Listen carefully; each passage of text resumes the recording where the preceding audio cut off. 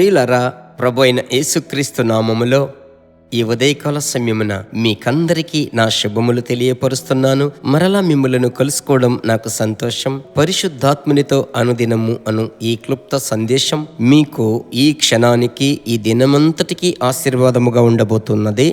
ఈరోజు ప్రభు మీకు ఇచ్చేటువంటి మాట ఏమిటి తెలుసా? మీ కొరకు చదువుతున్నాను. లూకా సువార్త 4వ అధ్యాయము 14వ వచనం. అప్పుడు యేసు ఆత్మ బలముతో గలిలయకు తిరిగి వెళ్ళెను. ఆయనను గూర్చిన సమాచారము ఆ ప్రదేశమందంతటా వ్యాపించెను. ఆత్మ బలము చేత, ఆత్మ బలముతో. నా ప్రియ దేవుని జనాంగమా, నేను చదివినటువంటి వాక్యం లూకా 4:14వ వచనం. ఇంకొక వచనాన్ని మీకు చదవాలని దేవుడు నన్ను ప్రేరేపిస్తున్నాడు. అదేమిటంటే అదే అధ్యాయము 4వ అధ్యాయం 1వ వచనం.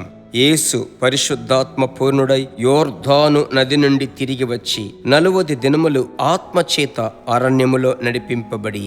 ఎలాగంటే లూకా 4:1 యేసు అరణ్యములోనికి నడిపింపబడుతున్నాడు, అరణ్య జీవితములోనికి వెళుతున్నాడు. 14వ వచనములో ఆ అరణ్యమును విడిచిపెట్టి వాక్యము సెలవిస్తుంది, గలిలయకు తిరిగి వస్తున్నాడు. ఇందులో ఒక మాట వ్రాయబడి ఉంది, ఆత్మ బలముతో గలిలయకు తిరిగి వస్తున్నాడు, పట్టణంలోనికి వస్తున్నాడు. ఆయన యొక్క కీర్తి ఆ ప్రదేశమందంతటా, ఆ సమాచారము, ప్రభు యొక్క పేరు ప్రఖ్యాతి వ్యాపిస్తుంది. ఇది ఎలాగూ నేను చూస్తున్నానంటే, ఈ ఉదయకాలమందు అరణ్యం ప్రారంభం అవుతుంది. 1వ వచనములో ఆ అరణ్య జీవితం ముగించబడుతుంది 14వ వచనంలో. దీనికి నేను ఒక పేరు పెడుతున్నాను, అరణ్యము నిరంతరము కాదు.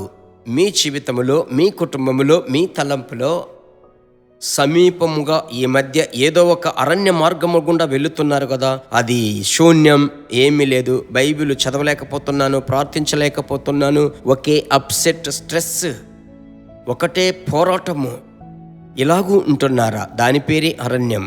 అయితే ప్రభు మీకు ఇప్పుడు ఏం చెప్తున్నాడు? అది అరణ్యం మీకు నిరంతరము కాదు, అది టెంపరరీ. అరణ్యము నిరంతరము కాదు అని ఈరోజు మీరు చెప్పాలి. ఎందుకంటే మీలో ఉన్న పరిశుద్ధాత్ముడు ఆ అరణ్యములో నుంచి మిమ్మల్ని బయటికి రప్పించబోతున్నాడు. చూడండి, గలిలయకు వచ్చిన వెంటనే ప్రభు యొక్క లైఫ్ స్టైలే మారి, ఆయనలో ఉన్న శక్తి బయలుదేరి, ఆయన యొక్క కీర్తి దేశమందంతటా వ్యాపించింది. నా ప్రియ దేవుని బిడ్డలారా, ధైర్యంగా ఉండండి. ఎలాంటి అరణ్యమైనప్పటికీ ఆ రోజు పాత నిబంధన పరిశుద్ధులను దేవుడు అరణ్యములో నడిపించాడు కదా. ఈ లోకం ఒక అరణ్యమే మనకు. అయితే అరణ్య మార్గములో ప్రభు మనతో ఉంటాడు. ప్రార్థించుదామా?